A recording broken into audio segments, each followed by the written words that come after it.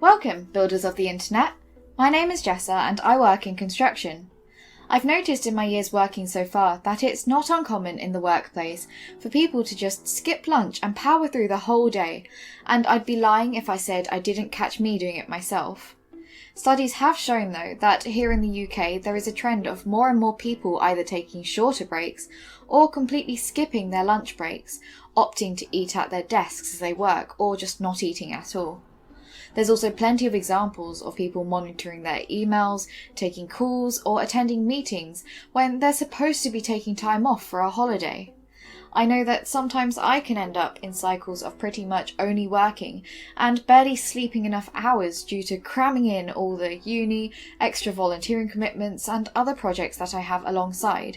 So to anyone who also finds themselves in super stressful and chaotic periods, this video is a gentle reminder that we all deserve to have time to rest and relax. I'll talk about 5 main benefits of taking breaks and discuss how to time your breaks to maximize productivity and well-being. As always, you can find my timestamps and sources in the description.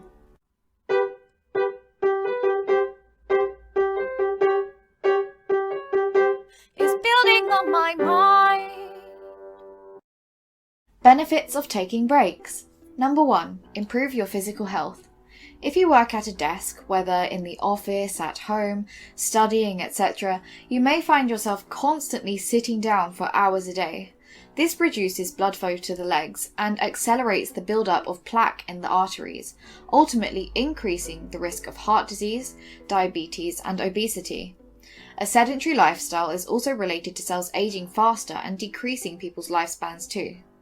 To counteract this, it's good to put time aside for being more active, say doing exercise for 30 minutes a day, getting up to stretch, or to make a cup of tea, or even walking as you take a phone call.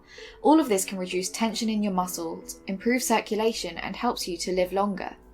This can also give you time away from looking at a computer screen, which will help relieve any eye strain, headaches, and fatigue.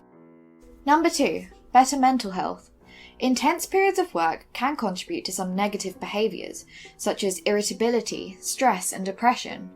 If you're under constant worry or pressure, this could potentially lead to a burnout, which is a state of emotional, physical, and mental exhaustion after feeling too much stress for too long. Having short breaks throughout the day or having time at the end of the day to socialise and speak to others can enable you to share your experiences and potentially help you not feel so alone if you're overwhelmed with everything that's going on. This can help you feel recovered after your break and could encourage your peers to support you. Some people may even be able to help with your workload if you have too much on your plate. Number 3. Increase performance.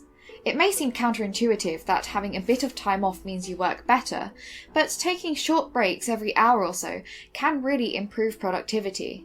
These regular breaks provide mini deadlines to work towards, keeping people focused, engaged with their work, and less likely to make mistakes. There is evidence suggesting a bit of a mid-afternoon slump, where people tend to be less productive at around, say, 3 p.m. But by providing yourself a lunch break at an appropriate time to do something different and engage other parts of your brain, this can help re-energize you for the afternoon and improve your creativity. You may even be able to approach your tasks with new ideas and a fresh attitude.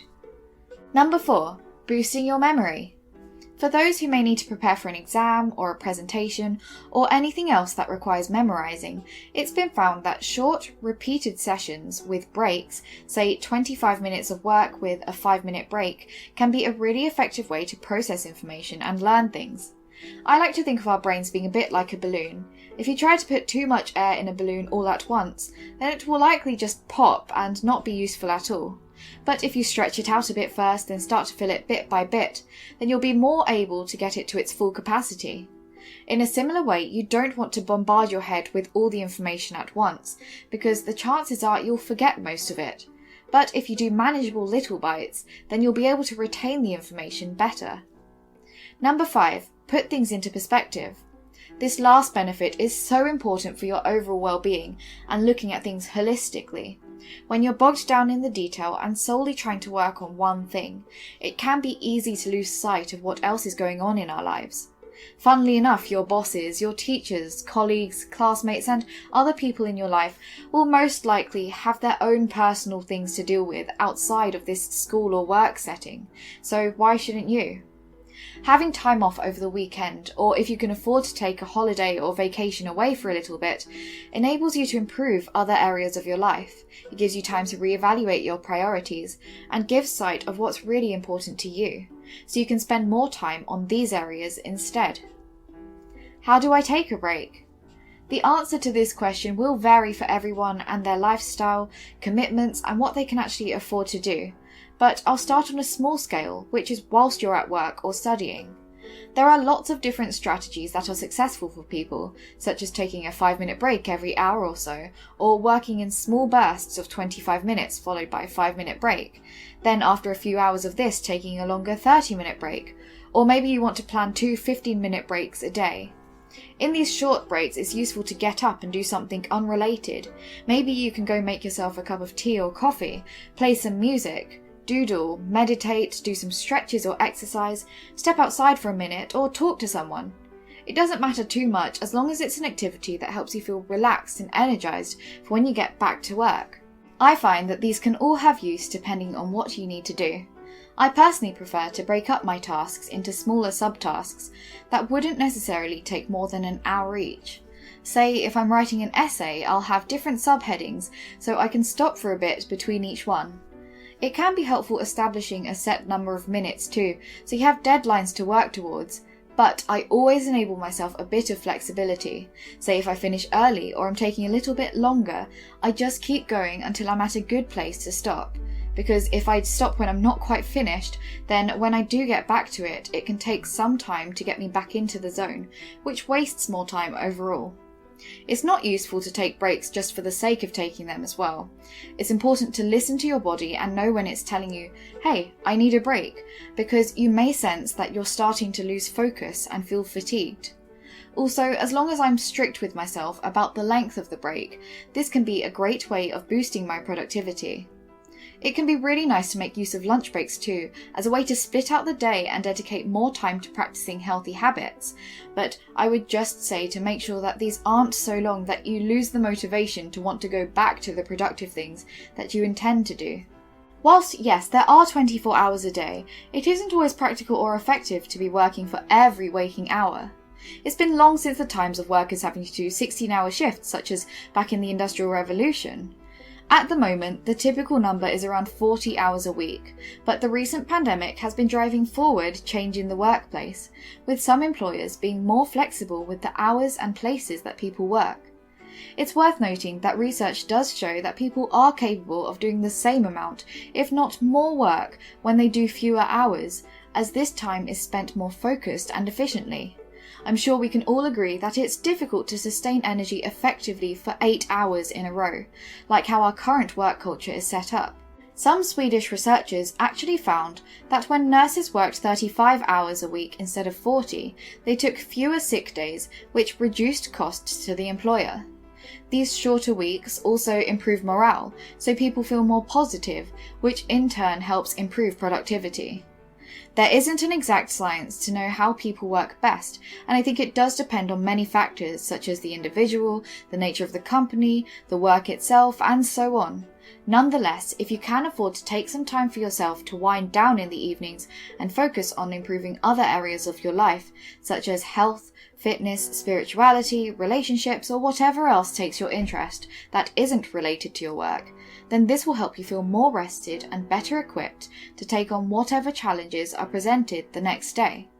If you're fortunate enough to be able to go on holidays, whether that's abroad or just to another part of the country, this change of scenery can be so helpful for overall productivity.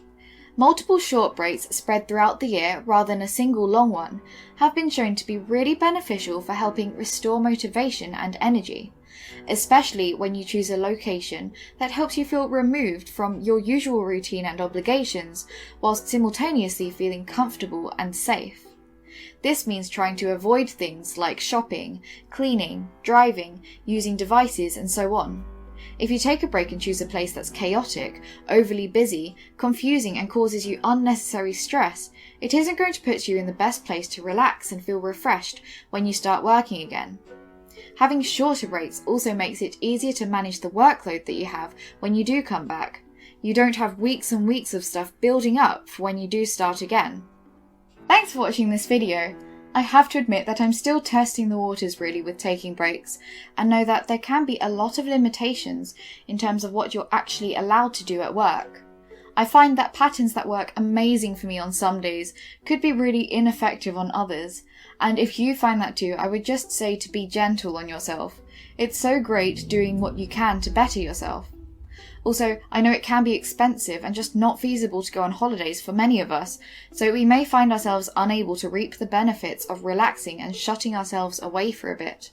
But at least on a smaller scale, it's so beneficial to find affordable activities that you enjoy doing in any free time in your evenings and weekends, where you can change up your environment and not be constantly reminded of any stresses that you have going on in your life. Feel free to leave any comments if you have anything else to add, but that's all I have to say for now. I hope it helped build on your mind. Thanks for watching this channel, it's building on my mind. Check out my other videos, but first hit the bell and comment, like, subscribe. Please, it really helps with your